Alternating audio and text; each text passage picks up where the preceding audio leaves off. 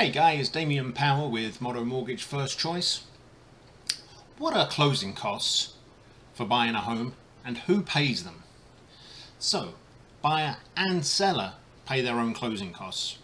A home buyer is likely to pay between 2 and 5% of their loan amount in closing costs, where the seller could pay up to 6% to both realtors in the transaction.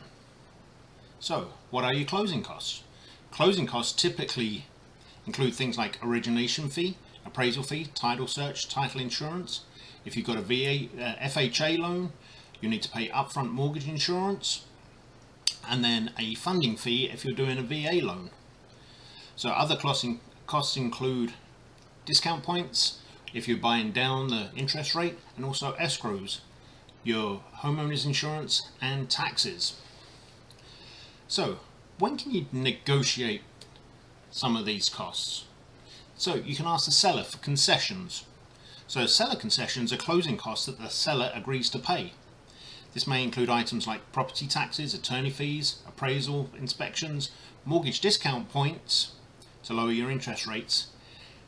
Just because the seller can pay for the closing costs doesn't mean they necessarily will. It's important to know your market and where you can negotiate. But if you don't ask, you don't get. So always ask. So when you're ready to make an offer, make sure you know how much you will need for your closing costs.